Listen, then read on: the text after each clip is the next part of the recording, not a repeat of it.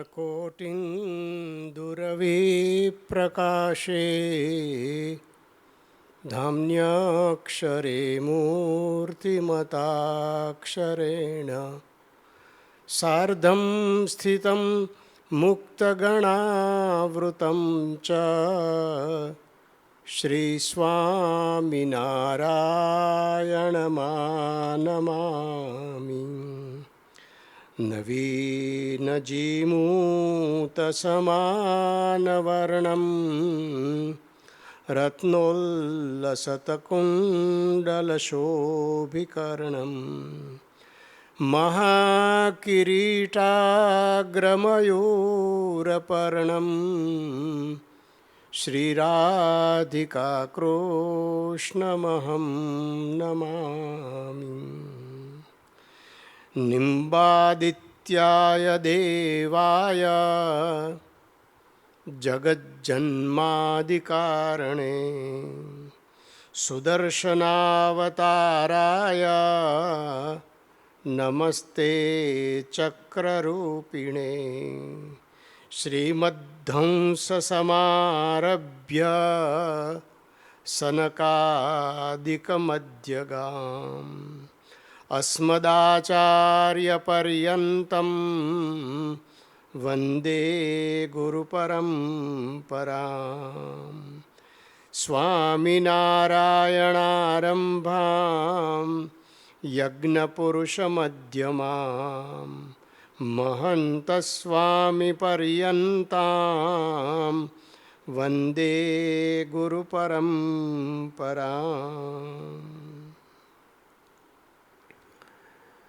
युगल उपासना अर्थात राधा सहित श्री कृष्ण उपासना के प्रवर्तक सुदर्शन चक्रावतार जगतगुरु निम्बारकाचार्य।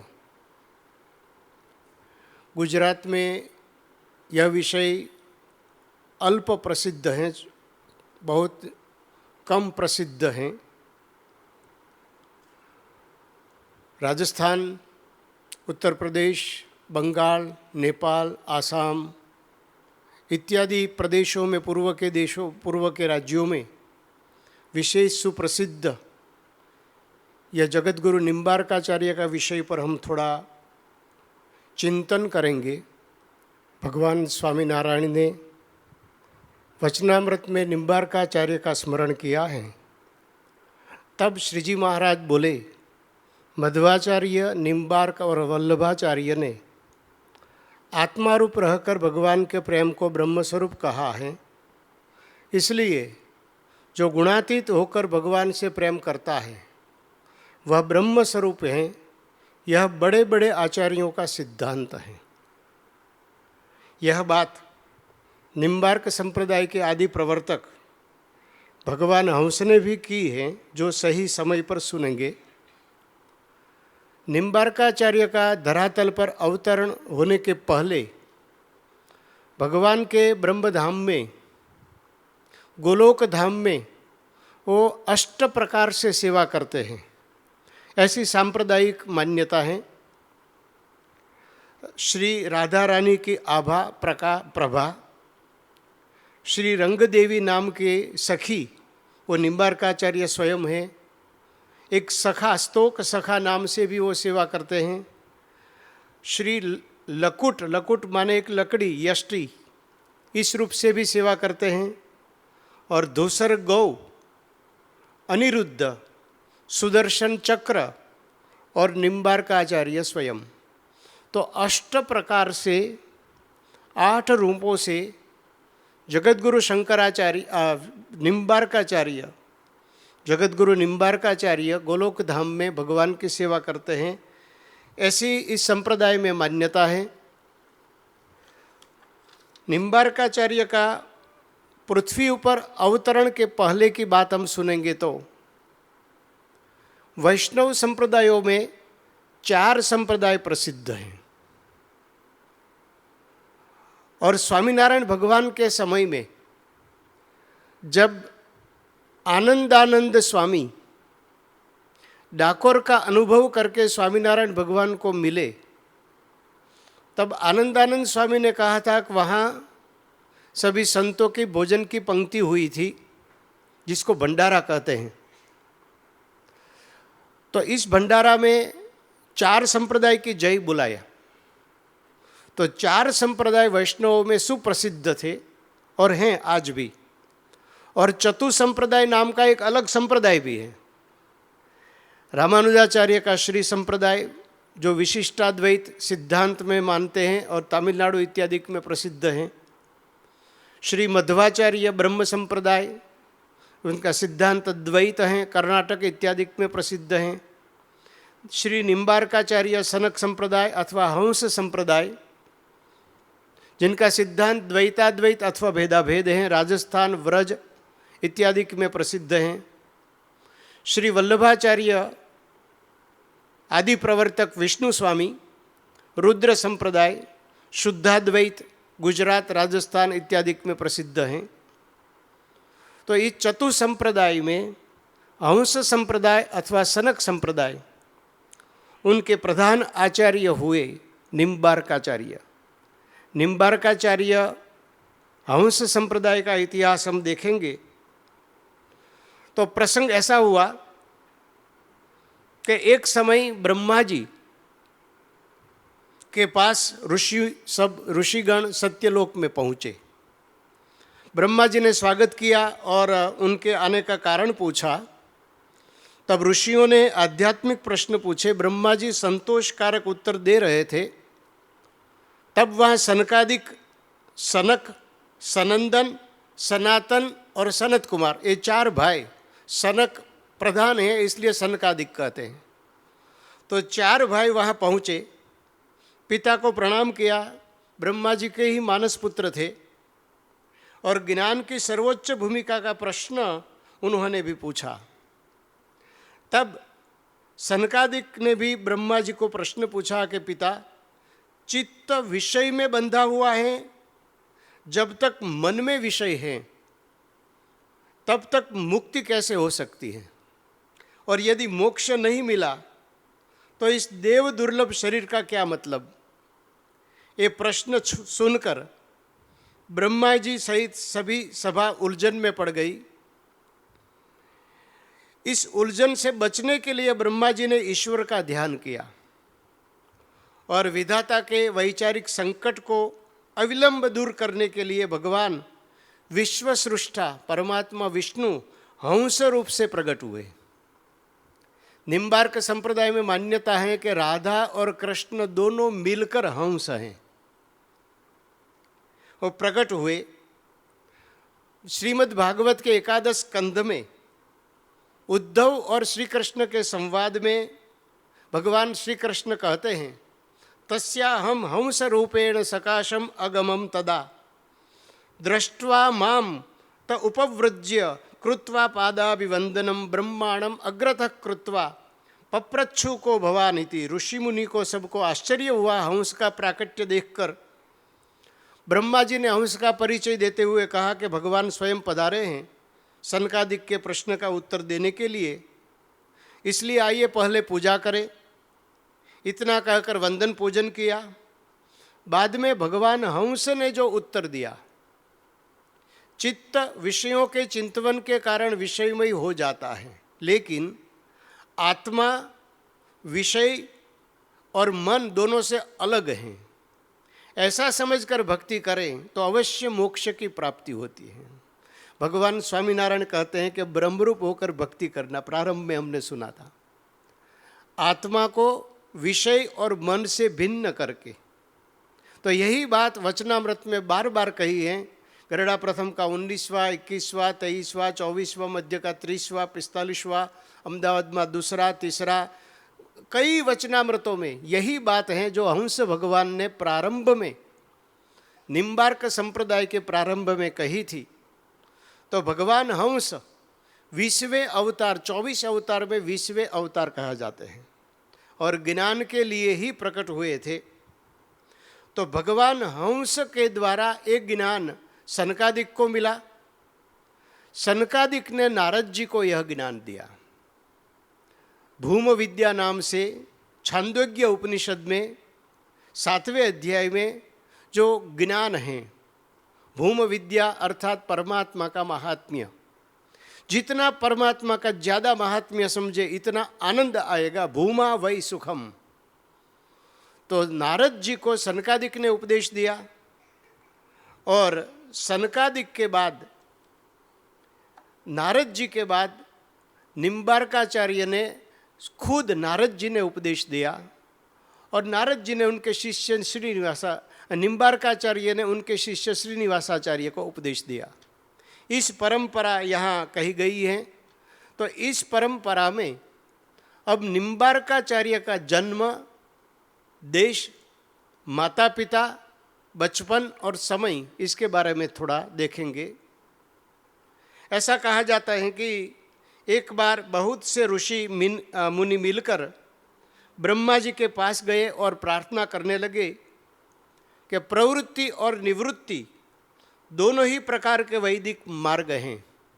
उनमें साधक को निवृत्ति मार्ग का अनुसरण किस प्रकार करना चाहिए। ऋषियों के इस प्रश्न का समाधान करने के लिए ब्रह्मा जी उनके साथ आकाशगंगा के तट पर गए और वहाँ भगवान विष्णु से प्रार्थना की। तभी आकाशवाणी हुई कि सनकादिक और नारद आदि निवृत्ति मार्ग के आचार्य हैं, प्रचारक हैं, अब दूसरे आचार्य आएंगे। और भगवान विष्णु ने सुदर्शन चक्र को आज्ञा दी, सुदर्शन महाबाहो कोटि सूर्य समप्रभ अज्ञान तिमिरांधानाम विष्णुर्मार्गम प्रदर्शय। जन्मस्थान छत्रपति संभाजी महाराज नगर के पास मुंगीपट्टन, जिसको आज पैठण भी कहते हैं, और जहाँ निम्बार्क भगवान का जन्म हुआ था, इसको मुंगी भी कहते हैं, मुंगीपट्टनम कहते हैं। वैदुर्य पट्टन भी उनका संस्कृत नाम है। जन्म समय के संदर्भ में दो मत हैं। सांप्रदायिक सभी का एक ही मत है कि निम्बार्काचार्य ईसा पूर्व 3096 वर्ष पूर्व हुए, राजा परीक्षित के समय अर्थात 5000 वर्ष पूर्व हुए। और आधुनिक विद्वानों का मत है कि रामानुजाचार्य के बाद अर्थात लगभग 12वीं से लेकर 14वीं सदी तक में, शतक तक में वो प्रकट हुए। जन्मतिथि कार्तिक पूर्णिमा ज़्यादातर मान्य है। माता पिता महर्षिवर्य अरुण देवाचार्य और माता जयंती देवी, वह भी बहुत को मान्य है। बचपन का आपका नाम नियमानंद जी था। निम्बार्क नाम कैसे पड़ा, उनकी भी बड़ी कहानी है। एक बार वह बालक बचपन से ही बड़े चमत्कारपूर्ण था। एक बार आपके आंगन में एक यति सन्यासी आया। यति सन्यासी के रेफरेंस में भी दो मान्यता हैं। पहली मान्यता यह है कि ब्रह्मा जी स्वयं परीक्षा करने के लिए आए। विधिरगात व्रजमेव परिव्रजन किमु सताम परिरक्षक आरुणि इति परीक्षितुमाश्रममागतः तपनदीश निभम शिशुमैक्षत। लोक पितामह ब्रह्मा विचार किया कि अरुण कुमार सुदर्शन चक्र के अवतार प्रकट तो हुए हैं, क्या वो सर्वतोभावेन सज्जनों की रक्षा करने में समर्थ होंगे। इस विचारों से प्रेरित होकर ब्रह्मा जी स्वयं दिवा भोजी माने सूर्यास्त के पहले भोजन करने वाले सन्यासी के रूप में नियमानंद की परीक्षा करने के हेतु वहाँ आए। और नियमानंद जी भी जान गए थे कि ब्रह्मा जी ही स्वयं आए हैं। दोनों में शास्त्र चर्चा होने लगी। सूर्यास्त हो गया। अभी सन्यासी को भोजन तो करवाना चाहिए। कहा कि आप भोजन के लिए पधारिए। सन्यासी ने कहा कि मेरा नियम है कि मैं रात को भोजन नहीं करता, सूर्यास्त के पहले भोजन करता हूँ। तब निम्बादित्य नियमानंद उन्होंने निम्ब वृक्ष, जिसको गुजराती में लिमड़ानु वृक्ष कहिए, तो निम्ब वृक्ष के पर सूर्य दिखलाया। अर्क अर्थात सूर्य। निम्ब वृक्ष पर सूर्य दिखाया, इसलिए उनका नाम पड़ा निम्बार। कहा कि अभी तो सूर्यास्त नहीं हुआ है, भोजन के लिए आइए। वो भोजन के लिए गए, भोजन समाप्त किया और बाद में बाहर निकले तो देखा कि अभी तो रात्रि 2 प्रहर तो बीत चुकी है। लेकिन ब्रह्मा जी ने परीक्षा करने के लिए पहुँचे थे। परीक्षा में नियमानंद जी उत्तीर्ण हुए, क्योंकि वो तो सुदर्शन चक्रावतार थे। एक यह मान्यता है, और दूसरी मान्यता यह है कि कोई जैन यति, जैन साधु परीक्षा करने के लिए आए थे, और जब यति ने इसी रूप से कहा कि अभी तो सूर्यास्त हो गया है, तो निम्ब वृक्ष पर सूर्य दिखाकर उसको भोजन करवाया था। बाद में ये यति जो जैन साधु था, वह उनके पैर पड़ गए और साधु हुआ, दीक्षा ली और श्रीनिवासाचार्य नाम हुआ। एक मान्यता यह भी है। तो यहाँ निम्बार्काचार्य के रेफरेंस में अभी निम्बार्क नाम कैसे पड़ा वो हमने देखा। निम्बार्काचार्य के पिता पहले तो ये मुंगीपट्टन रहते थे, लेकिन भगवान के आदेश से व्रज में गए और गोवर्धन पर्वत की तलहटी में निम्ब गांव में रहते थे। यहाँ निम्ब गांव में नारद जी पहुँचे, और नारद जी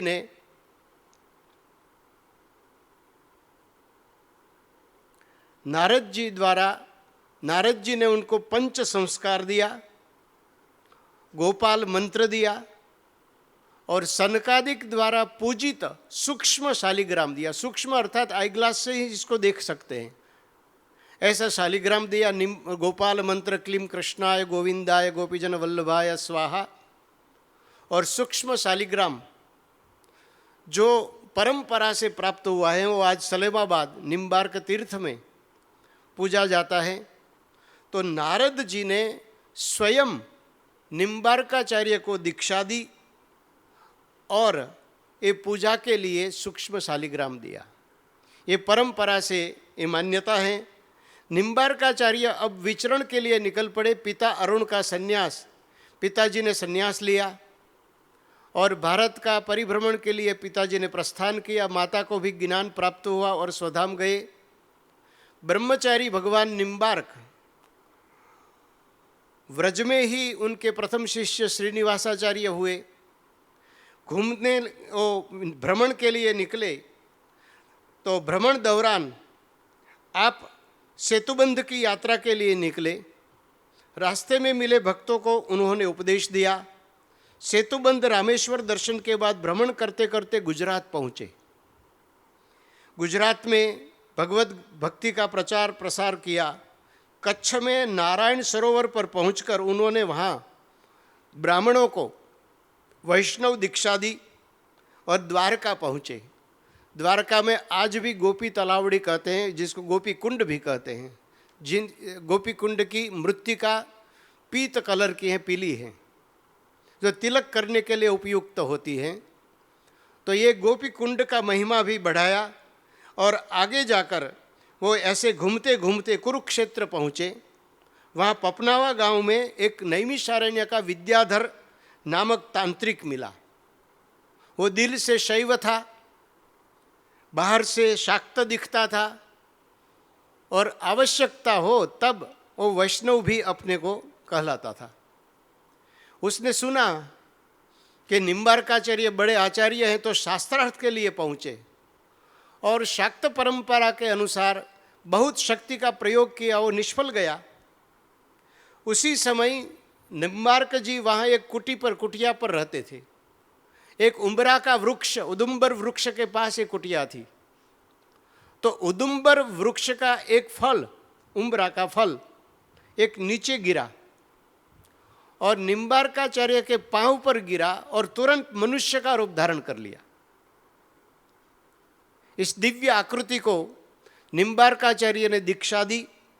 उनका नाम पड़ा उदुम्बराचार्य अथवा औदुम्बराचार्य। जो औदुम्बराचार्य ने औदुम्बर संहिता लिखी, निम्बार्क विक्रांति लिखा और निम्बार्क स्तोत्र भी लिखा। भगवान के कर कमल में स्थित पद्म का अवतार माने जाते हैं। यह आश्चर्य तांत्रिक विद्याधर ने देखा और विद्याधर भी निम्बार्काचार्य के साथ चलने लगा। आप यहाँ से नैमिषारण्य पहुँचे। नैमिषारण्य में शौनकादिक ऋषियों ने आपकी स्तुति की। शाक्त पंडित विद्याधर ने अब यहाँ दीक्षा ली और उनका नाम पड़ा गौरमुखाचार्य, और चौथा शिष्य था लक्ष्मण भट्ट। तो ये चार मुख्य शिष्य कहलाते हैं भगवान निम्बार्काचार्य के। जो पांचजन्य शंखावतार श्रीनिवासाचार्य, आपका निवास व्रजमंडल में श्री गोवर्धन के निकट राधाकुंड ललिता संगम पर है। यह स्थान श्रीनिवाचार्य जी की बैठक स्थल के रूप से प्रसिद्ध हैं। उनके द्वारा रचित ब्रह्मसूत्र पर बृहद भाष्य वेदांत कौस्तुभ के नाम से जाना जाता है। इसके अलावा और भी कई ग्रंथ हैं। औदुंबर आचार्य ने औदुंबर संहिता, निम्बार्क विक्रांति और औदुंबर का अलग अलग ग्रंथ लिखे। जो पपनावा के स्थान औदुंबर आश्रम है, गौरमुखाचार्य ने निम्बार्क के सहस्र नाम, 1000 नाम लिखे। सांप्रदायिक मान्यता है कि ब्रह्म वैवर्त पुराण में उल्लेख है कि गौरमुखो आरुणिहि। गौरमुख का उल्लेख ब्रह्म वैवर्त पुराण में है। राजा परीक्षित को जब ऋषिपुत्र ने शाप दिया था तो यह इतिवृत्त समाचार देने के लिए एक गौरमुख परीक्षित के पास गए थे, ऐसी मान्यता है। तो इस प्रकार निम्बार्क भगवान के शिष्य और परिभ्रमण की बात हमने सुनी। निम्बार्काचार्य का साहित्य, इसके बारे में देखें तो निम्बार्काचार्य ने स्वयं, श्रीमद आचार्य ने वेदांत पारिजात सौरभ ब्रह्मसूत्र पर भाष्य लिखा है। रामानुजाचार्य का श्री भाष्य वेदांत सूत्र के बोधायन वृत्ति पर आधारित है। वैसे ही निम्बार्काचार्य के द्वैताद्वैत सिद्धांत का वेदांत सूत्र भाष्य वेदांत पारिजात सौरभ औडुलोमी आचार्य पर आधारित है। औडुलोमी आचार्य जिनका उल्लेख भगवान वेदव्यास ने भी किया है। वेदांत पारिजात सौरभ भाष्य पर श्रीनिवाचार्य का वेदांत कौस्तुभ नाम का ग्रंथ है, व्याख्या है। और वेदांत कौस्तुभ पर श्री श्री केशव काश्मीरी भट्टाचार्य ने वेदांत कौस्तुभ प्रभा लिखी। तो निम्बार्क संप्रदाय के ब्रह्मसूत्र वेदांत पर ये बड़े ग्रंथ कहलाते हैं। और निम्बार्काचार्य ने जो भाष्य लिखा ब्रह्मसूत्र पर, इस भाष्य विशिष्ट है, ऐसा बड़े बड़े विद्वानों ने कहा। शंकराचार्य, रामानुजाचार्य, मध्वाचार्य, निम्बार्काचार्य और वल्लभाचार्य, इन पांचों के भाष्य का तुलनात्मक अध्ययन करने वाले पंडित कहते हैं कि सहज रूप से निम्बार्क की टिप्पणी जो है बहुत संक्षिप्त, सूत्रों की लगभग एक प्रकार की शाब्दिक व्याख्या, बिल्कुल कालिदास की कृतियों पर की गई मल्लीनाथ की टिप्पणियों की तरह निम्बार्क के कार्य में मौलिकता की कई झलकियाँ दिखती हैं। ये लिखते हैं वीएस घाटे, जो द वेदांत नाम का ग्रंथ उन्होंने 5 भाष्यों पर तुलनात्मक अध्ययन पर लिखा। इन ग्रंथ में उन्हें निम्बार्काचार्य का भाष्य ब्रह्मसूत्र पर सर्वश्रेष्ठ भाष्य है, ऐसा कहा है। तो इस प्रकार ब्रह्मसूत्र पर अलग अलग प्रकार की व्याख्या हुई। निम्बार्काचार्य का दूसरा ग्रंथ सबसे बड़ा ग्रंथ है, ऐसे तो छोटा है लेकिन महत्वपूर्ण है। वेदांत पारिजात सौरभ का सार है, संपूर्ण द्वैताद्वैत का सार है। 10 श्लोक हैं, सिर्फ 10 श्लोक। 10 श्लोक में पूरा द्वैताद्वैत वेदांत, निम्बार्क वेदांत आ जाता है। प्रथम 2 श्लोक में उपासक जीव के स्वरूप का वर्णन करते हैं। बाद में 1 श्लोक में अज्ञान का वर्णन करते हैं। 2 श्लोक में, एक में भगवान श्री कृष्ण का वर्णन करते हैं और दूसरे श्लोक में राधा जी का वर्णन करते हैं, क्योंकि उपासनीय ये 2 तत्व हैं। बाद में 1 श्लोक में गुरु कृपा का फल, ब्रह्म विद्या, उनका महत्व बतलाते हैं। अनंतर 2 श्लोक में स्वाभाविक भेदाभेद का वर्णन करते हैं। 1 श्लोक में भक्तिमय प्रेम को दर्शाते हैं और अंतिम श्लोक में जो यहाँ 5 ज्ञान का वर्णन किया, उपास्य, उपासक, कृपा का फल, भक्ति रस और अविद्या, ये पांचों का एक साथ वर्णन है। तो इस प्रकार 10 श्लोकी, जिसका दूसरा नाम सिद्धांत रत्न भी है, यह ग्रंथ प्रसिद्ध हैं। निम्बार्काचार्य ने प्रातस्मरण स्तोत्र भी लिखा हुआ है, जो हर रोज निम्बार्क मंदिरों में स्तोत्र गाया जाता है। कृष्ण स्तवराज, गुरु परंपरा, मध्वमुख मर्दन, वेदांत तत्वबोध, वेदांत सिद्धांत प्रदीप, स्वधर्माध्वबोध, श्री कृष्ण स्तव, इसे बहुत ग्रंथ हैं, लेकिन 3 ग्रंथ ज़्यादा प्रसिद्ध हैं। 10 श्लोकी पर 3 टीकाएं हुई। पुरुषोत्तम प्रसाद ने वेदांत रत्न मंजूषा लिखी, एक लघु मंजूषा भी है, और एक हरिव्यास मुनि की टीका है। पुरुषोत्तम प्रसाद आचार्य ने निम्बार्क के श्री कृष्ण स्तव पर श्रुत्यंतर सुरद्रुम नाम का ग्रंथ लिखा। शंकराचार्य और रामानुजाचार्य और मध्व का उसमें खंडन किया। श्री कृष्ण स्तव पर एक दूसरी भी अज्ञात कर्तृक टीका है, उसका नाम है श्रुति सिद्धांत मंजरी। निम्बार्क संप्रदाय के माधव मुकुंदाचार्य ने परपक्ष गिरि वज्र अथवा हार्द संचय नाम का ग्रंथ लिखा, जिसमें शंकराचार्य का सख्त खंडन किया है। इसी प्रकार वेदांत सिद्धांत संग्रह, श्रुति सिद्धांत संग्रह इत्यादि ग्रंथ निम्बार्क संप्रदाय में प्रसिद्ध हैं। तो यह बात हुई निम्बार्काचार्य के शास्त्रों की। अभी परंपरा की बात सुने तो स्तोत्र साहित्य भी इसी प्रकार जो हमने देखा। अभी निम्बार्काचार्य की परंपरा के बारे में देखेंगे।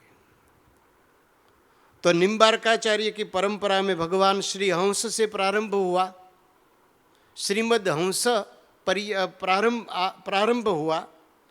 सनकादिक उनके दूसरे शिष्य, तीसरे नारद जी, चौथे निम्बार्काचार्य और 5वें हुए श्रीनिवासाचार्य। इसी प्रकार 49 आचार्य हुए हैं। सभी आचार्यों का नाम स्मरण करना समय के लिए हमारे लिए कठिन है, लेकिन हम दर्शन कर लेते हैं। तो 49 में आचार्य अभी श्यामचरण देवाचार्य श्रीजी महाराज के रूप में सलेमाबाद, जो पुष्कर के पास निम्बार्क तीर्थ हैं, वहाँ विराजमान हैं और सत्संग का लाभ देते हैं। दूसरी भी कई परंपरा में अपने आचार्य को निम्बार्क के आचार्य रूप में जानते हैं, जो आगे हम देखेंगे। तो इस निम्बार्काचार्य के आचार्य परंपरा में जो बड़े बड़े आचार्य हुए, सुप्रसिद्ध आचार्य हुए, उनके थोड़ा साहित्य का, उनके थोड़ा चरित्र का हम पान करेंगे। 7वें आचार्य हुए श्री पुरुषोत्तम आचार्य, जिन्होंने निम्बार्क भगवान द्वारा विरचित वेदांत कामधेनु 10 श्लोकी पर वेदांत रत्न मंजूषा नामक बृहद भाष्य को रचा, जो परम मननीय है। अभी हमने यह बात की। 16वें आचार्य हुए श्री श्री देवाचार्य जी महाराज। इस संप्रदाय में 2 शाखाएं चली। एक जो परंपरा में आचार्य हुए सुंदर भट्टाचार्य जी, जिन्होंने आचार्य पद अलंकृत किया, और दूसरे थे व्रजभूषण देवाचार्य जी। उनकी परंपरा में महान रसिकाचार्य स्वामी हरिदास जी हुए, जो तानसेन के गुरु थे। वृंदावन में हरिदासी संप्रदाय चलता है, पूरा संप्रदाय। तो ये संप्रदाय भी हरिदासी संप्रदाय की परंपरा निम्बार्क से जुड़ी हुई है। ऐसे बहुत से जितने राधा कृष्ण के संप्रदाय हैं, सभी संप्रदायों में सबसे प्राचीन निम्बार्क संप्रदाय है। इसलिए समझ लो कि राधा कृष्ण के मानने वाले जो संप्रदाय हैं, सभी संप्रदायों में निम्बार्क संप्रदाय से कुछ न कुछ लिया हुआ होगा। तो इसी प्रकार बात हुई। अभी हम 33वें आचार्य श्री केशव काश्मीरी भट्टाचार्य के बारे में देखेंगे। सभी आचार्यों कहीं न कहीं भगवान की सखी के अवतार कहे जाते हैं। वृंदावन में, गोलोक में भगवान की जो सखियां हैं उनके अवतार कहे जाते हैं। इसी प्रकार श्री केशव काश्मीरी भट्टाचार्य कुमकुमांगी सखी के अवतार कहे जाते हैं। श्री केशव काश्मीरी भट्टाचार्य 33वें आचार्य हैं। आपका स्थिति काल 13वीं शताब्दी माना जाता है। आपने भारत भ्रमण कर कई बार दिग्विजय किया था। कश्मीर में अधिक निवास करने कारण आपके नाम के साथ काश्मीरी विशेषण प्रसिद्ध हो गया। इसलिए काश्मीरी, केशव काश्मीरी, ऐसे तो केशवाचार्य नाम था अथवा केशव देवाचार्य। निम्बार्क परंपरा में अभी देव शब्द भी बीच में रखते हैं, तो सभी के पास शरण देवाचार्य, श्याम शरण देवाचार्य, राधा सर्वेश्वर शरण देवाचार्य, इसी प्रकार केशव काश्मीरी भट्टाचार्य, केशवाचार्य अथवा केशव देवाचार्य भी नाम प्रसिद्ध हैं। कश्मीर में रहने के कारण उसमें काश्मीरी शब्द प्रसिद्ध हुआ।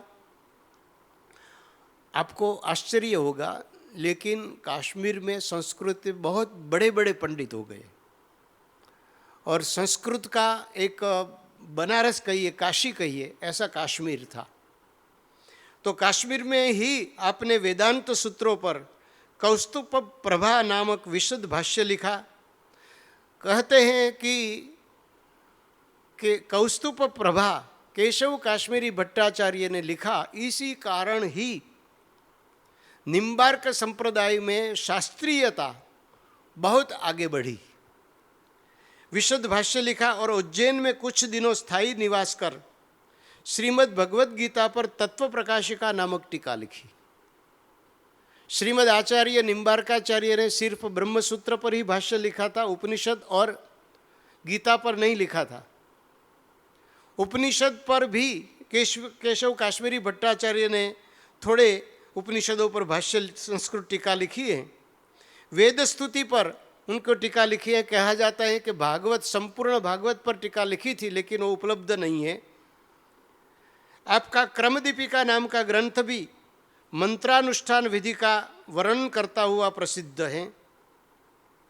आपके समय में, केशव काश्मीरी भट्टाचार्य के समय में, दिल्ली का बादशाह अलाउद्दीन खिलजी दिल्ली का बादशाह था। हिंदू जनता उसके उग्र स्वभाव से तंग आ चुकी थी। उन्होंने घोषणा की कि सभी हिंदू मंदिरों को ध्वस्त कर दिया जाना चाहिए। इस समय मथुरा के सूबेदार के आदेशानुसार एक फकीर ने लाल दरवाजे पर एक यंत्र लटका दिया, जिसके प्रभाव से जो भी हिंदू इस द्वार से प्रवेश करेंगे या निकलेंगे तो उनकी शिखा नाश हो जाती थी और मुस्लिम लोग को उनको जबरन अपने धर्म में शामिल कर देते थे। इस महाविपत्ति से बचने के लिए सभी ब्रजवासी केशव भट्टाचार्य के पास पहुँचे। केशव भट्ट काश्मीरी जी स्वयं शिष्य मंडली के साथ लेकर उस स्थान पर गए और उनकी कृपा से वह यंत्र निष्फल हो गया। इस प्रकार केशव भट्टाचार्य काश्मीरी जी ने अपनी दिव्य कृपा करके धर्म की रक्षा की थी।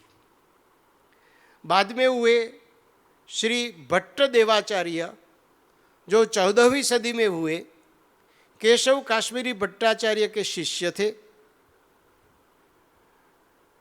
और उन्होंने व्रजभाषा में सर्वप्रथम युगल शतक की रचना कर व्रजभाषा का उत्कर्ष बढ़ाया। यह सुप्रसिद्ध रचना व्रजभाषा की आदिवाणी नाम से लोक विख्यात है। वृंदावन के परिवेश में फले फूले कवियों और धर्मशास्त्रियों की श्रृंखला किसी न किसी रूप में श्री भट्ट से प्रभावित थे।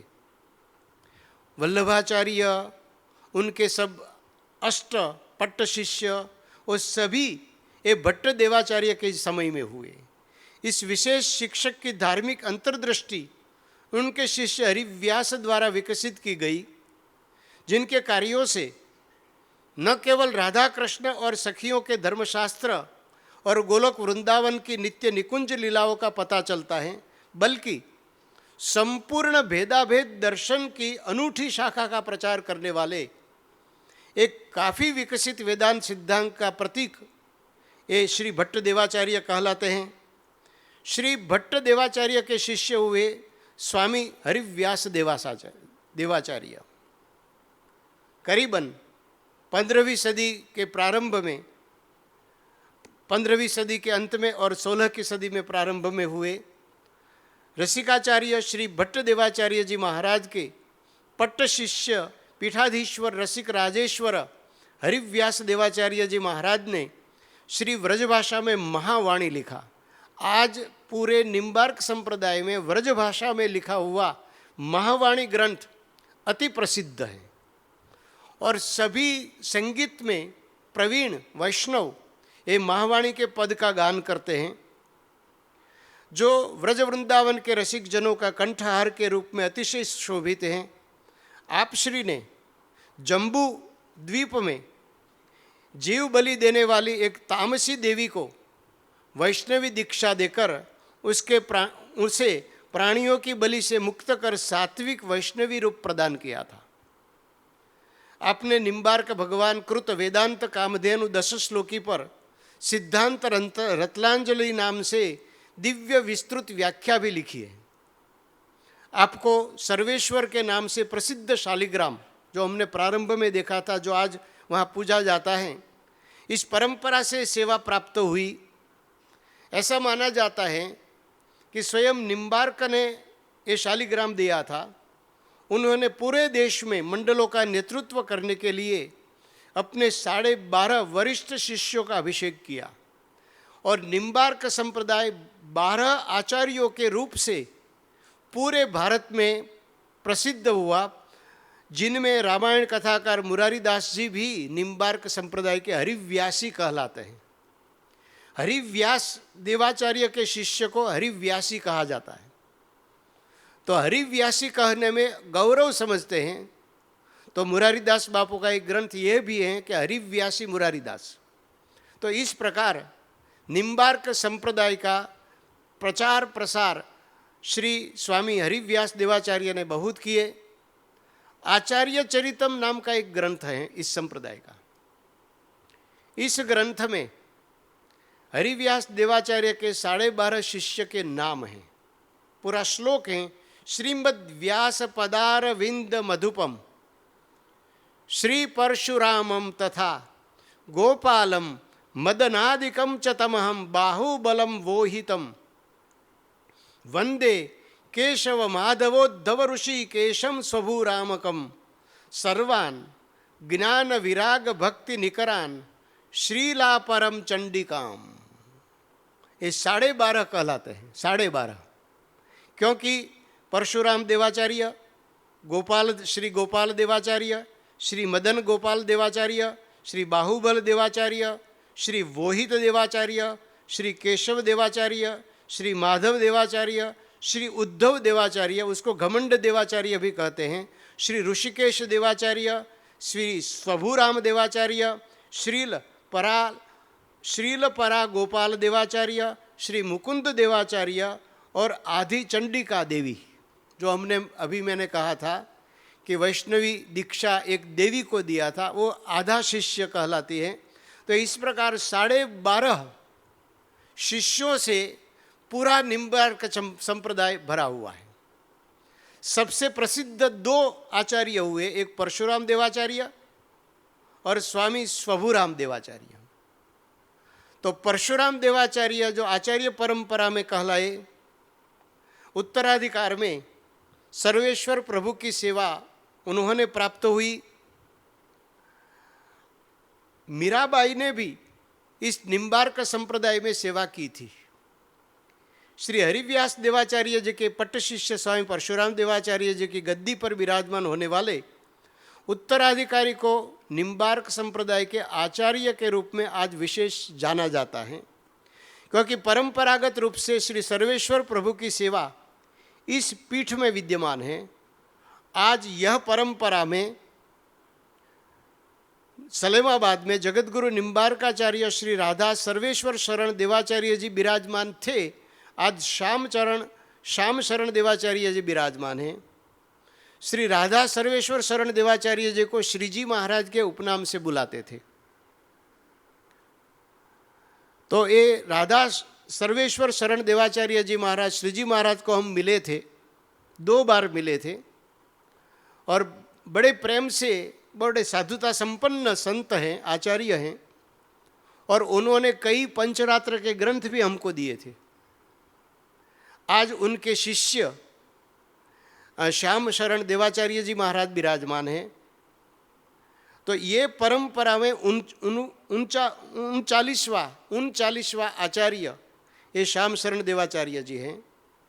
अभी स्वभु देवाचार्य अथवा तो स्वयंभू देवाचार्य, जिनके 11 शिष्य द्वाराचार्य नाम से प्रसिद्ध हुए, जैसे हमारे पंजाब में गुरुद्वारा कहते हैं, तो यहाँ भी द्वाराचार्य नाम से जो मंदिर रहते हैं, उनके द्वाराचार्य के नाम से ये सभी के उनके शिष्य सब प्रसिद्ध हुए। स्वभुराम देवाचार्य जी श्री हरिव्यास देवाचार्य जी के शिष्य में प्रधान शिष्य थे। स्वयं प्रकट नहीं मातु पितारी, एक ग्रंथ के काव्य में लिखा है कि वो स्वयं माता पिता से प्रकट नहीं हुए थे। गोपाष्टमी के दिन हरियाणा के यमुनानगर क्षेत्र में श्री हरिव्यास देवाचार्य जी के शिष्य ब्राह्मण दंपति के यहाँ गौ के निकट प्रातः भोर में स्वयं प्रकट हुए, इसलिए उनका नाम स्वयंभू देवाचार्य हुआ। जैसे स्वयंभू शिवलिंग रहते हैं, 12 शिवलिंग स्वयंभू कहलाता है, इसी प्रकार ये स्वयंभू देवाचार्य, एक यह मान्यता है। दूसरी मान्यता यह भी है कि माता पिता से प्रकट हुए थे, लेकिन ये स्वयंभू देवाचार्य से अन्य सभी परंपरा चली। तो कई परंपरा, एक नहीं लेकिन कई परंपरा चली। तो इन परंपरा में हम देखेंगे तो एक परंपरा पंजाब में बहुत चलती है और पंजाबी भाषा में ही चलती है। रामदास काठिया बाबा से आगे से परंपरा है, ये स्वयंभू देवाचार्य से परंपरा का प्रारंभ हुआ था। लेकिन हिंदू द्वैताद्वैतवादी निम्बार्क संप्रदाय के एक हिंदू संत रामदास काठिया बाबा का हमको परिचय मिलता है। निम्बार्क समुदाय के 54वें आचार्य वो कहलाते हैं। श्री श्री 108 स्वामी रामदास काठिया बाबा जी महाराज हर जगह काठिया बाबा के नाम से जाने जाते थे। उनका जन्म लगभग 200 साल पहले पंजाब राज्य के लोना चामारी गांव में हुआ था। पंजाब और बंगाल में भी उनकी प्रसिद्धि बहुत है। उनके उत्तराधिकारी स्वामी संतदास काठिया बाबा और स्वामी धनंजय दास काठिया बाबा थे। आज आप यह भी देखना कि काठिया बाबा काष्ठ की लंगोटी पहनने के कारण काठिया बाबा कहलाते थे। रामानंद संप्रदाय में भी काठिया बाबा है। डाकोर में काठिया बाबा का मंदिर है, काठिया चौक भी है। तो ये निम्बार्क संप्रदाय के आचार्य हैं। उनके उत्तराधिकारी स्वामी संतदास काठिया बाबा और स्वामी धनंजय दास काठिया बाबा थे, जिन्होंने कई आश्रम बनाए। इस शाखा का नेतृत्व वर्तमान में स्वामी रासबिहारी दास काठिया बाबा द्वारा काठिया बाबा का स्थान श्री धाम वृंदावन भारत में किया जाता है। आज वो काष्ठ की लंगोटी नहीं पहनते हैं, पहले पहनते थे प्रारंभ में, इसलिए काठिया बाबा नाम हो गया।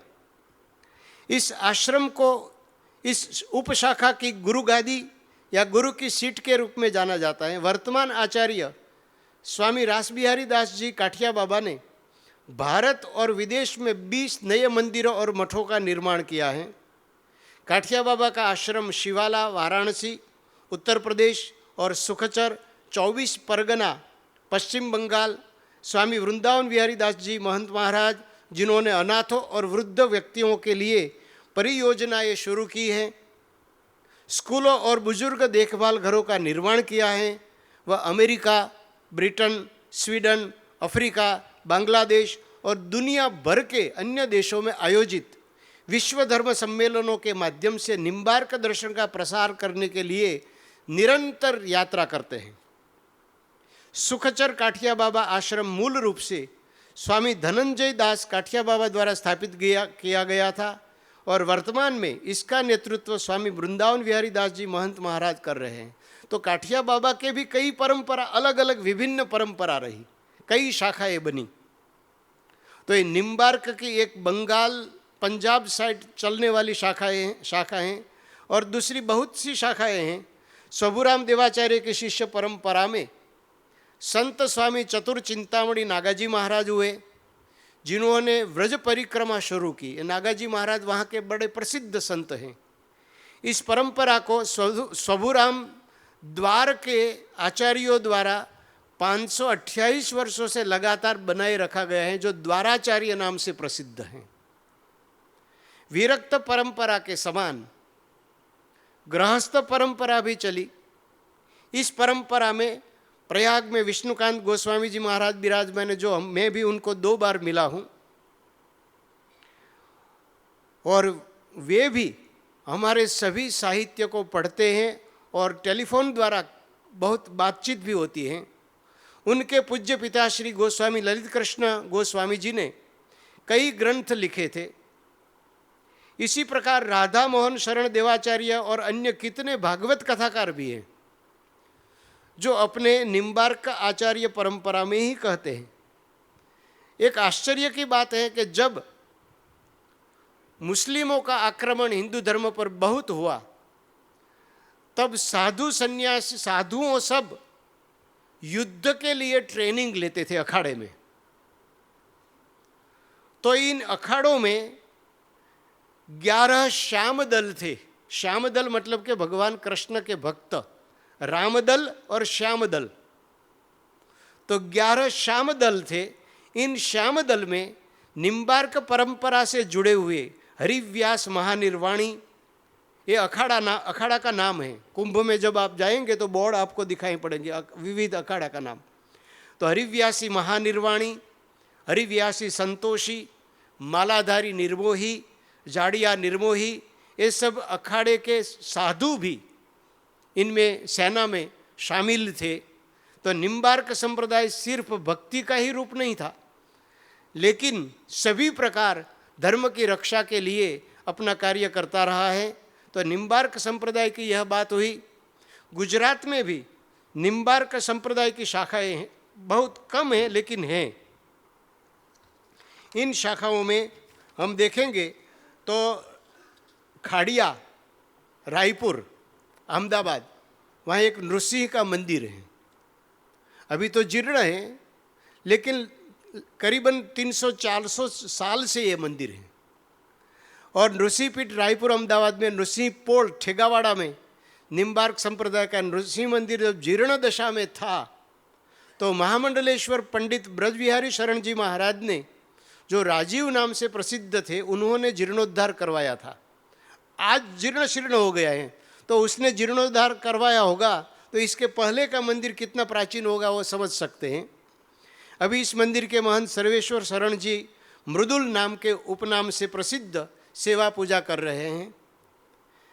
भावनगर जनपद में तलाजा से बगदाना जाते रास्ते में एक निम्बार्क नगर है। रोड पर निम्बार्क का छोटा मंदिर है। इसी प्रकार निम्बार्क का आश्रम सौराष्ट्र के भावनगर जनपद में वल्लभीपुर तालुका के पाटना भाल स्थित मंदिर में महंत राधा मुकुंद शरण जी महाराज हैं थे। शिक्षित, विनम्र, विवेकी और संत प्रभु सेवा में तल्लीन थे। निम्बार्क संप्रदाय की साहित्य सेवा में प्रवृत्त भालदेव प्रदेश में उनकी बहुत प्रतिष्ठा है। इसी प्रकार एक मंदिर है लिंबड़ी में, सौराष्ट्र प्रदेश के सुरेंद्रनगर जनपद के लिंबड़ी गांव में। निम्बार्क परंपरा के बालकृष्ण आचार्य जी महाराज थे। परंपरा अनुवर्ती यह मंदिर परंपरा के भक्तजन के लिए आश्रय स्थान है। इस विस्तार में जन सेवा के अधिक कार्य इस मंदिर में हुए हैं। हाल ललित किशोर जी महाराज विराजमान वहाँ हैं और हमारे संप्रदाय से भी जुड़े हुए हैं। लिंबड़ी हमारे मंदिर पर कई बार उत्सव में, बड़े सभा में वो उपस्थित रहते हैं और मंदिर से ऐसे जुड़े हुए हैं। तो इसी प्रकार गुजरात में जो उनके मंदिर हैं, इसकी बात थोड़ी हमने देखी। अब हम निम्बार्काचार्य के तत्व ज्ञान के बारे में थोड़ा सोचेंगे। स्वाभाविक भेदाभेद या द्वैताद्वैत। तत्वज्ञान का जब हम विचार करते हैं तब कितने तत्व हैं संप्रदाय में, दर्शन में, यह प्रसिद्धि है।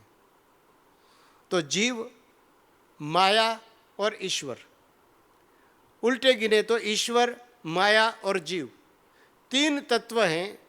इसमें ईश्वर से जुड़े हुए हैं माया और जीव। माया को अचित कहेंगे, अचित अर्थात जड़, और चित अर्थात जीव।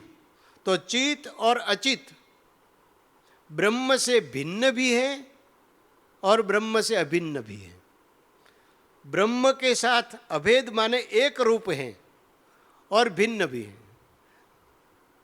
ब्रह्मसूत्र के भाष्य पर कई दृष्टांत दिए हैं, जैसे सूर्य और सूर्य का प्रकाश। सूर्य का प्रकाश सूर्य से भिन्न कहते हैं हम, क्योंकि सूर्य का किरण है। कभी किरण सूर्य नहीं हो सकता है, सूर्य का किरण बनता है। जो इस प्रकार भेद भी है, और किरण सूर्य के बिना रह नहीं सकता, इसलिए अभेद भी है। शक्तिमान और शक्ति, तो ताकत जिसको हम कहते हैं, वो शरीर की ताकत शरीर से भिन्न नहीं है।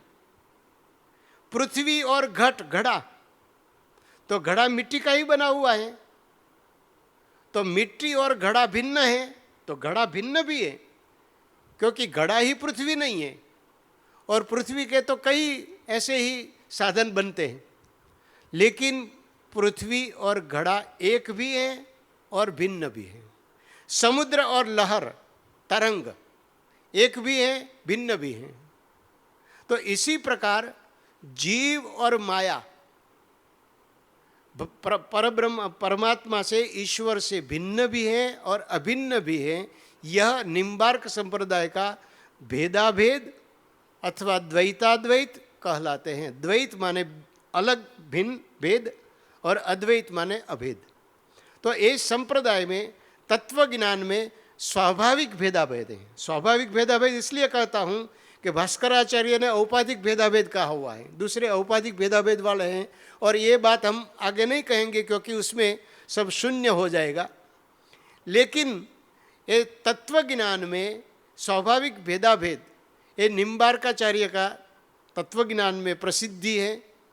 अभी जीव का स्वरूप कैसा है, 10 श्लोकी में प्रथम श्लोक है, ज्ञान स्वरूपम च हरेरधीनम शरीर संयोग वियोग योग्यम अणुम हि जीवम प्रतिदेह भिन्नम ज्ञातृत्ववंतम यद अनंतमाहु। अर्थ इसका गुजराती में भी लिखा हुआ है और हिंदी में भी है। यह जीवात्मा ज्ञान स्वरूप, नित्य चेतन ज्योति स्वरूप अर्थात प्रकाश स्वरूप है। ज्ञातृत्ववान अर्थात ज्ञानाधिकरण, ज्ञान का आश्रय भी है। यह जीवात्मा सर्वांतरात्मा सर्वेश्वर श्रीहरि के सर्वदा अधीन है। जीव परमात्मा से सदा अधीन है। इसलिए कहा जाता है कि शंकराचार्य ने जीव और परमात्मा को एक कहा है। यहाँ परमात्मा के अधीन है, सभी अवस्थाओं में परतंत्र हैं, परिणाम में यह अनुरूप हैं, अतीन्द्रिय हैं, नाना शरीरों के साथ संयोग वियोग योग्य, प्रत्येक देह में भिन्न भिन्न अनेक आत्मा हैं। आत्मा एक नहीं है, अनेक अनंत हैं। वेदांत वचन एवं महर्षियों के उपदेश इसी का प्रतिपादन करते हैं। तो जीव सूक्ष्म अणुवत है, हृदय में रहता है, परमात्मा के अधीन है। हम सब जीव हैं। परमात्मा की शरणागति गुरु द्वारा करके हम परमात्मा के पास पहुंच सकते हैं, ये साधना भी कही है। इसी प्रकार ईश्वर का स्वरूप साकार भगवान को मानते हैं। स्वभावतोपास्त समस्त दोषम अशेष कल्याण गुणैक राशिम व्यूहांगिनम ब्रह्म परम वरेण्यम ध्यायेम कृष्णम कमलेक्षणम हरिम। जो स्वाभाविक रूप से सर्व दोषों से रहित है, परमात्मा निर्दोष है। ऐसे भी संप्रदाय हैं कि परमात्मा जब शरीर धारण करते हैं तब दोषित होते हैं, मायोपाधिक ईश्वर। लेकिन यहाँ भगवान को सदा निर्दोष समझते हैं। सौंदर्य सौकुमार्य, माधुर्य, लावण्य, कारुण्य, मार्दवादी अनंत दिव्य गुणों के असीम परम निधि हैं। भगवान भक्त वत्सल हैं, दया निधि हैं, ये सब यहाँ कहा गया है। वासुदेव, संकर्षण, प्रद्युम्न एवं अनिरुद्ध प्रभेद से चतुर्व्यूह, 4 व्यूह माने वृंद, तो 4 का एक ग्रुप उसको व्यूह कहते हैं। तो 4 का व्यूह एवं नानाविध अवतारों के जो मूल हैं, पराभक्ति परायण रसिक प्रपन्न भक्तों द्वारा, प्रपन्न अर्थात शरणागत, तो शरणागत भक्तों द्वारा सर्वदा वरेण्य, भगवान वरने के योग्य हैं, अर्थात परम उपासनीय है, उपासना के योग्य हैं। ऐसे नयनाभिराम, नयन को, नेत्र को दर्शन में आनंद हो, इसी प्रकार नयनाभिराम अरविंद लोचन, कमल जैसे जिसके नेत्र है, परात्पर परब्रह्म सर्वेश्वर श्रीहरि भगवान श्री कृष्ण का हम सभी अनंत जीवात्मा प्रतिपल ध्यान करें। ये श्लोक 4था श्लोक है 10 श्लोकी का। और पहले मैंने कहा कि राधा और कृष्ण दोनों की उपासना का आदि प्रवर्तक भगवान निम्बार्काचार्य हुए। भक्त, उत्तम भक्त और भगवान का साथ में उपासना करना, ये निम्बार्काचार्य से प्रारंभ हुआ। इसलिए राधा जी का स्वरूप तुरंत ही 5वें श्लोक में लिखते हैं। अंगे तु वामे वृषभानुजाम मुदा विराजमानाम अनुरूप सौभगाम सखी सहस्रै परिसेविताम सदा स्मरेम देवीम सकलेष्ट कामदाम। ऐसे अनंत दिव्य कल्याण गुणगण निलय सर्वेश्वर सर्वद्रष्टा भगवान श्री कृष्ण के वामांग में दाईं ओर, डाबी तरफ परमानंद पूर्वक नित्य विराजमान उन्हीं अनंत कृपा सिंधु श्री प्रभु के अनुरूप भगवान जैसे ही सौंदर्य माधुर्य स्वरूपा, जैसे भगवान है इसी प्रकार राधा जी भी साकार हैं, सुंदर हैं, मधुर हैं, परम आह्लादिनी, वृषभानुनंदिनी, अतिशय सुशोभित हैं। अगणित नित्य सखी परिकर से प्रतिपल संसेवित हैं। प्रपन्न रसिक भगवत भक्तों के मंगलमय मनोरथों को पूर्ण करने वाली श्रुति प्रतिपाद्य देवी श्री राधिका हम समस्त जीव मात्र सदा स्मरण करें। उपासनीय है, ये भी उपासनीय है। तो राधा कृष्ण की उपासना इसी प्रकार कहते हैं। राधा कृष्ण की उपासना में निम्बार्क और अन्य संप्रदाय में 3 भेद हैं। निम्बार्क संप्रदाय में राधा कृष्ण की उपासना स्वकीय भाव से होती है। स्वकीय भाव अर्थात पति पत्नी भाव। कोई स्त्री किसी गृहस्थ की पत्नी हो जाए इसलिए स्वकीय कहलाती है, अपनी। स्वकीय भाव का अर्थ है पति पत्नी भाव। तो पति पत्नी भाव में निरंतर मिलन का आनंद रहता है, अपने साथ ही रहेगी। तो निम्बार्क संप्रदाय में राधा, भगवती राधा और भगवान श्री कृष्ण, उनके बीच में स्वकीय भाव कहलाया है। चैतन्य संप्रदाय जिसका एक शाखा प्रशाखा इस्कॉन भी है, इस चैतन्य संप्रदाय में परकीय भाव कहलाया है। राधा जी भगवान श्री कृष्ण की पत्नी नहीं है, लेकिन प्रेयसी है। और प्रेयसी में निरंतर मिलते नहीं है, कभी कभी मिलते हैं, एकांत में मिलते हैं, कोई नहीं देखते, इसी प्रकार मिलते हैं। परकीय भाव में विरह रहता है और विरह में भी आनंद होता है। तो विरह में भगवान का ज्यादा स्मरण रहता है, संयोग में कम स्मरण रहता है, क्योंकि साथ में ही है ना। आपको भी अनुभव होगा, शादी के पहले जितना प्रेम था विवाह के बाद इतना प्रेम नहीं रहेगा। तो चैतन्य संप्रदाय में परकीय भाव है। और राधावल्लभी संप्रदाय जो निम्बार्क संप्रदाय की एक शाखा के रूप में स्वतंत्र संप्रदाय हुआ, इस संप्रदाय में नित्य महावियोग का एहसास होता है और साथ में नित्य महासंयोग का भी आनंद रहता है। कहते हैं कि अध्यात्म की पराकाष्ठा में सतत भगवान का वियोग भी रहता है, माने कभी मैं भगवान को मिलूं, कभी मिलूं, कभी मिलूं, और प्रतिपल दर्शन के समय नया आनंद आता है। जब गुणातीतानंद स्वामी स्वामीनारायण भगवान को मोड़ा में मिले, पहले 2-3 बार मिले थे, लेकिन स्वामी कहते हैं कि पहली बार जब मैंने भगवान स्वामीनारायण का मोड़ा में दर्शन किया, जब दर्शन करते थे तो पहली बार ही करते थे, और पहली बार का आनंद कुछ और रहता है। आप भोजन करते हैं तो पहला जो ग्रास लेते हैं, पहला ग्रास, उसका आनंद बहुत ज़्यादा रहता है, और अंतिम ग्रास में इतना आनंद नहीं रहेगा। तो आध्यात्मिक पराकाष्ठा में प्रतिपल नित्य नया आनंद आता है, ये राधा वल्लभी संप्रदाय का कहना है। तो राधा और कृष्ण के संबंध में ये विविध दृष्टिकोण दिया, लेकिन राधा और कृष्ण की युगल उपासना यह संप्रदाय का प्राण है। उपासनीयम नितराम जने ही सदा प्रहाण ये ज्ञान तमोनुवृत्तये सनंदनादेर मुनिभिस् तथोक्तम श्री नारदाया खिल तत्व साक्षिणे। ये 10 श्लोकी का 6वां श्लोक। एक कृष्ण की उपासना नहीं, सिर्फ कृष्ण भगवान की नहीं, सिर्फ राधा जी की भी नहीं, दोनों की। और ये परंपरा सनंदन से शुरू हुई है, सनंदनादय मुनि भी तथोक्तम, क्योंकि हंसावतार, हंस राधा और कृष्ण दोनों का मिलित अवतार था, ऐसा कहते हैं। इसलिए बार बार दोनों का साथ में ही उपासना की बात कहते हैं। श्री राधा कृष्ण युगल तत्वम रस पर ब्रह्म उपासनीयम प्रातः भज स्मरामि युग केली रसाभिषिक्तम। युग केली, युग अर्थात 2। तो सुबह में जब हम स्मरण करते हैं तो दोनों का स्मरण करना। प्रातः भजामि शयनोत्थित युग्म रूपम, प्रातः धरामि हृदयेन हृदिक्षणीयम, प्रादात प्रसिद्धम युग सेवन व्रतम। युग एटले द्वंद्व, युगल राधा और कृष्ण, उनकी सेवा का व्रत हमने दिया है भगवान निम्बारकाचार्य ने, ऐसा औदुंबराचार्य कहते हैं।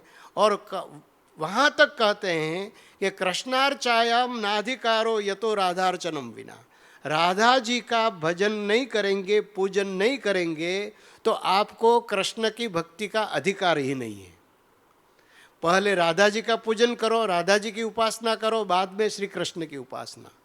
और आश्चर्य की बात तो यह है कि जब कोई संप्रदाय के अनुयायी परस्पर मिलते हैं तो अपने संप्रदाय के इष्ट देव के नाम से परस्पर मिलते हैं, जय श्री कृष्ण बोलते हैं, जय स्वामीनारायण बोलते हैं। तो इस संप्रदाय में राधे राधे बोलते हैं, जय श्री कृष्ण नहीं बोलते, राधे राधे। तो राधे बिन श्याम आधे, यह परंपरा है। तो यहाँ कहा कि कृष्णार्चायाम नाधिकारो, बिना यतो राधार्चनम विना, राधा की उपासना के बिना कृष्ण की उपासना का अधिकार नहीं है। संपूर्ण इसी प्रकार का नहीं, लेकिन थोड़ा मिलता जुलता बात भगवान स्वामीनारायण ने कही वचनामृत लोया के साथ में।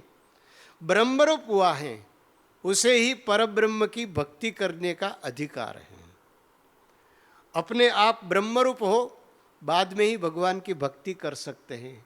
यहाँ कृष्ण की उपासना है, राधा जी की उपासना है, यहाँ ब्रह्मरूप की बात है जो हम आगे इसके स्पष्टता करेंगे।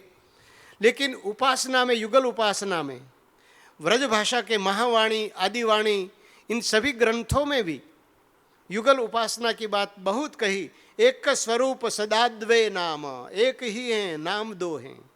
आनंद की आह्लादिन श्यामा, आह्लादिनी के आनंद श्यामा, राधा के कृष्ण और श्री कृष्ण के राधा जी। आह्लादिनी शक्ति भगवान श्री कृष्ण की, आह्लादिनी शक्ति राधा जी कहलाती है। तो आह्लादिनी के आनंद श्याम सदा सर्वदा युगल एक तन।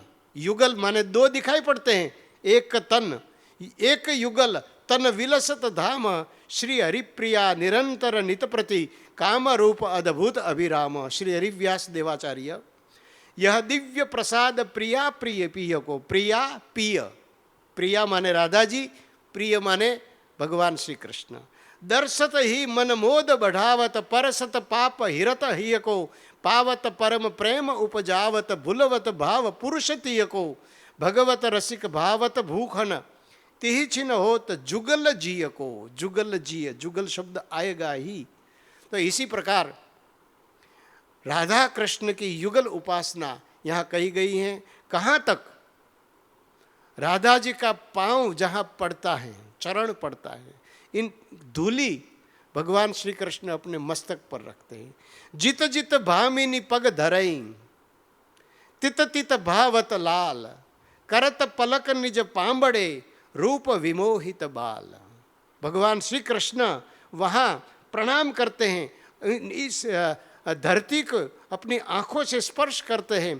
प्यारी जू के प्यारो रूप विमोहित, करत पलक पामड़े बिहारी, धरत चरण भामिनी जित, यह प्रीति परतीति निरंतर, दियो बारी सब चित्त बित। जय श्री भट्ट प्रेम बस प्रीतम, निसी बासर जाने न गयो कित। भगवान श्री कृष्ण राधा जी के पीछे पीछे घूमते हैं। उत्तम भक्त का प्रेम, भगवान के साथ प्रेम पराकाष्ठा है, यह बात यहाँ कही है। स्वामीनारायण भगवान ने गरुड़ा प्रथम 37 के वचनामृत में कहा है, ऐसे भक्त, ऐसे संत के चरणों की धूलि को हम भी मस्तक पर धारण करते हैं। यही बात यहाँ है, उत्तम भक्त की महिमा की पराकाष्ठा। तो यह बात हमने यहाँ देखा, जो भगवान श्री कृष्ण और राधा जी का दोनों का परस्पर प्रेम। तो इस प्रेम के बाद अब हम इसी प्रकार का प्रेम के संदर्भ में अक्षर और पुरुषोत्तम का प्रेम के बारे में भी थोड़ा देखेंगे। स्वामीनारायण भगवान वचनामृत में कहते हैं, जैसे नदियाँ समुद्र में समाहित हो जाती हैं और जैसे सती और पतंग आग में जल जाते हैं और जैसे शूरवीर युद्ध भूमि में टुक टुक हो जाते हैं, वैसे ही हमने अपनी आत्मा को एक रस परिपूर्ण ब्रह्म स्वरूप में लीन कर दिया है। ब्रह्म स्वरूप अर्थात अक्षर ब्रह्म, गुणातीतानंद स्वामी अपनी आत्मा को लीन कर दिया है। परमात्मा कहते हैं, परब्रह्म स्वामीनारायण कहते हैं। अक्षर ब्रह्म में भगवान की कैसी प्रीति है? अक्षर ब्रह्मणी प्रीति परात्मनः सनातनी, सनातन है, नित्य है, अगम्या शास्त्रकाराणाम तर्क कर्कश धीमताम। इसमें एक श्लोक कहा गया है कि भर्तृक्षपा कर धनंजय वारि मेघान, साध्वी चकोर शलभास्तिमिकाल कंठ, स्नीयन्ति तादृश तनु प्रकृति प्रभावात, ब्रह्माक्षरस्य च हरेश्च रतिस्त्वपूर्वा। परमात्मा का अक्षर ब्रह्म के साथ शाश्वत प्रेम है, जो तीक्ष्ण बुद्धि तर्क कुशल शास्त्रियों के लिए भी अगम्य है। एक साध्वी स्त्री अपने पति से प्रेम करती हैं। दूसरा चकोर, एक पक्षी है, चंद्रमा से प्रेम करता है। पतंग माने जुगनू, अग्नि से प्रेम करता है। मछली जल से प्रेम करती है। चातक मेघ से प्रेम करता है।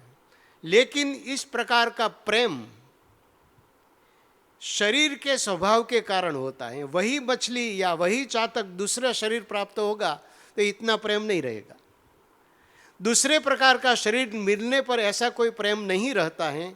उसका प्रेम जड़ शरीर की प्रकृति से बनता है। जब ब्रह्म और परब्रह्म का प्रेम शाश्वत है, वो जड़ नहीं है, चैतन्य है, तो ये बात हमारे शास्त्रों में भी कही गई है। तो अक्षर ब्रह्म और परब्रह्म का प्रेम, कितना प्रेम, दो प्रसंग से हम देखेंगे। स्वामीनारायण भगवान अक्षर ब्रह्म का प्रेम कहते हैं। एक बार स्वामीनारायण भगवान गढ़पुर में अपने निवास स्थान में विराजमान थे, अक्षर ओरडी पे। तो अचानक कहने लगे, मुझे तपन लगता है, तो मुझे जल्दी से ठंडे जल से, शीत जल से स्नान करवाओ। मुक्तानंद स्वामी ने कहा, महाराज आप तो पलंग पर विराजमान है, यहाँ कुछ गर्मी की बात नहीं है, कोई अग्नि नहीं है। तब श्रीजी महाराज ने कहा, हम भी अपने अक्षरधाम तपन के कारण जल रहे हैं, अक्षरधाम को गर्मी हो गई है। तब मुक्तानंद स्वामी ने कहा, महाराज अक्षरधाम तो शीतल और शांत है। तब महाराज बोले कि जूनागढ़ में हमारे अक्षरधाम का अवतार गुणातीतानंद स्वामी शीत में अग्निताप की अधिकता से जल रहे हैं। तो मुक्तानंद स्वामी और अन्य लोग यह सुनकर बहुत आश्चर्यचकित हुए और बाद में उन्हें स्वामी की अपार महिमा का पता चला। एक बार स्वामीनारायण भगवान ऐसे ही सभा में विराजमान थे और अचानक बोलने लगे कि धीरे से चलो, हाथ ऊंचा कर दिया। सबने देखा कि महाराज आपने ये चरित्र क्या किया। तब स्वामीनारायण भगवान ने कहा, हमारी मूर्ति को अक्षुण्ण रखने वाले स्वामी को जूनागढ़ से आते समय रास्ते में चोट लग गई और उन्होंने जोर से हमारा नाम पुकारा, इसलिए हम झिझक गए और स्वामी लंगड़ा कर चल रहे थे, इसलिए हम उनका हाथ पकड़कर चल रहे थे। एकता, भगवान दुर्गपुर में, गढ़पुर में, गुणातीतानंद स्वामी जूनागढ़ में है, लेकिन एकता, गुणातीतानंद स्वामी की भी ऐसी ही एकता। एक बार गुणातीतानंद स्वामी संत मंडल के साथ गिर के जंगल में गए थे और वहाँ समय बहुत बीत गया, सभी को प्यास लगी थी, एक पानी का वहाँ प्रवाह चल रहा था। तो गुणातीतानंद स्वामी ने कहा कि यहाँ से जल लेकर भगवान को अर्पण करके हम सब प्यास बुझाओ। तो सब संत ने ऐसा किया, लेकिन एक संत शिवानंद जल नहीं पीते थे। तो स्वामी ने पूछा कि तुम क्यों बैठे हो, क्या तुम पानी नहीं पीना चाहते? तब उसने कहा, मुझे बहुत प्यास लगी है और मैं भी पानी पीना चाहता हूँ, परंतु आज मैं चरण रज को अपने साथ लाना भूल गया, मैं इसे कैसे पी सकता हूँ? अध्यात्म नित्य यह सुनकर स्वामी ने कहा, तुम्हें चरण रज का काम है ना। इतना कहकर स्वामी स्वयं पानी की बहती धारा में खड़े हो गए और कहा कि ले चरण रज ले लो। स्वयं स्वामीनारायण भगवान के स्वरूप बन गए। तब शिवानंद से बोले कि अब चरण रज के साथ पानी भी पी लो। शिवानंद ने पी लिया। किसी ने स्वामीनारायण भगवान को शिकायत की कि गुणातीतानंद स्वामी आपका नाम लेकर मैं भगवान हूँ ऐसा कहकर जल पिलाते हैं। स्वामीनारायण भगवान ने कहा कि मैं खुद वहाँ आ गया था, तूने देखा नहीं? मैं खुद वहाँ विराजमान था, उपस्थित था।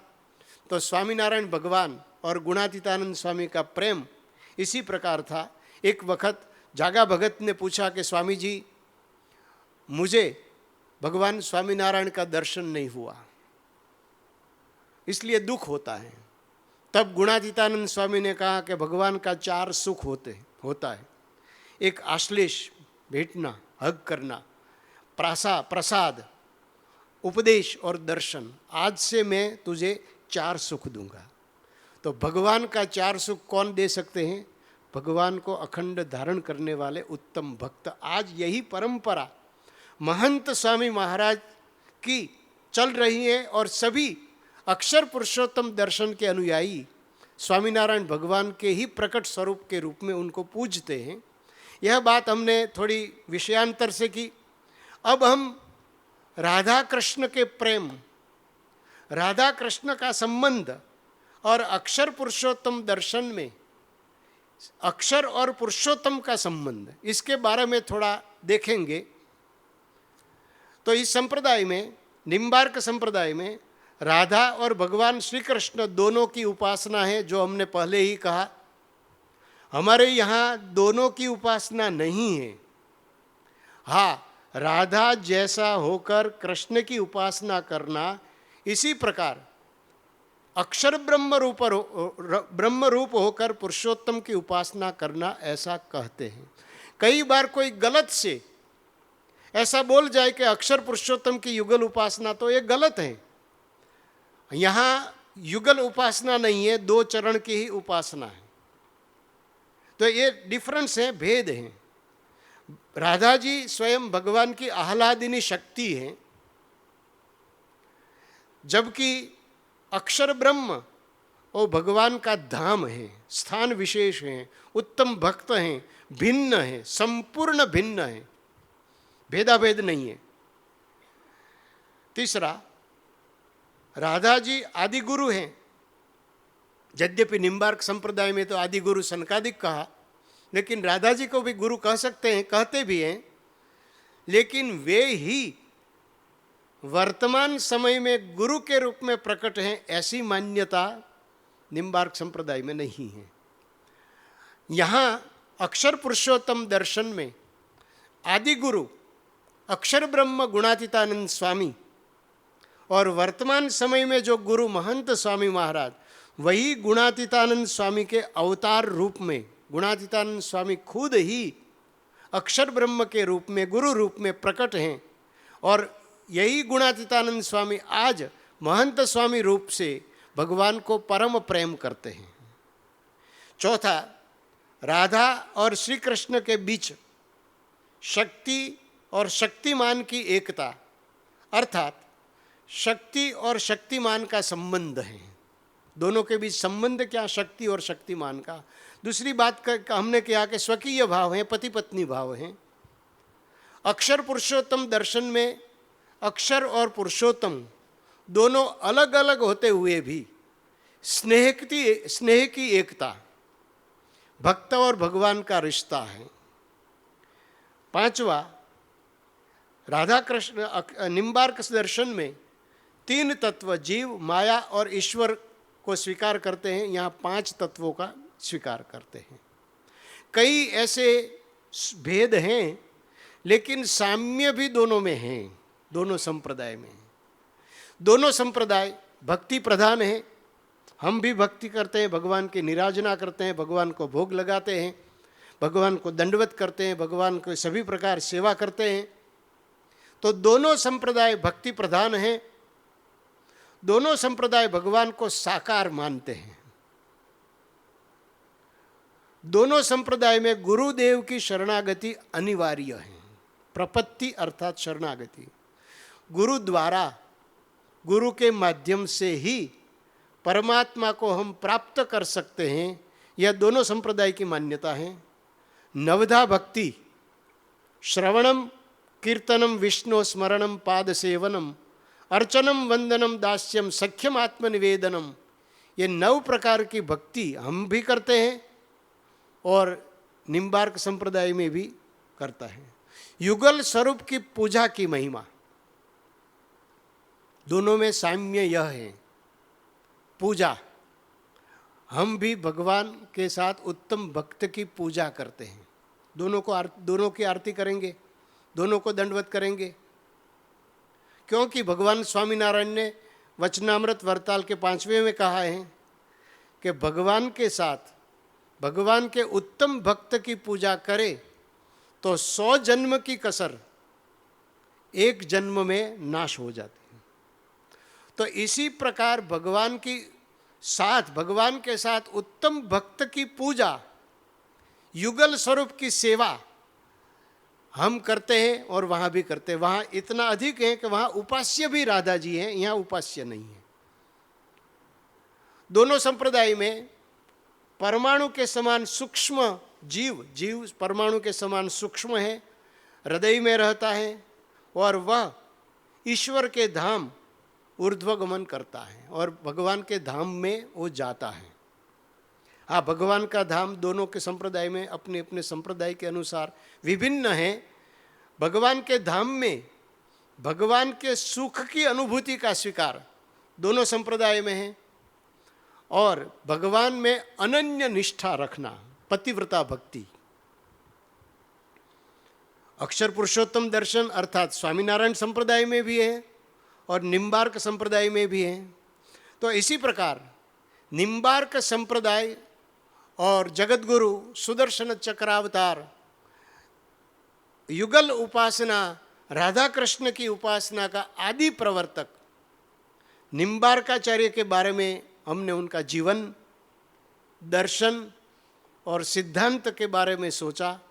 यह संपूर्ण प्रवचन इष्टदेव अक्षर पुरुषोत्तम महाराज एवं गुरुदेव ब्रह्मस्वरूप प्रमुख स्वामी महाराज एवं प्रकट ब्रह्मस्वरूप महंत स्वामी महाराज को समर्पण करके हम यहाँ समाप्त करते हैं। राधे राधे, जय स्वामी नारायण।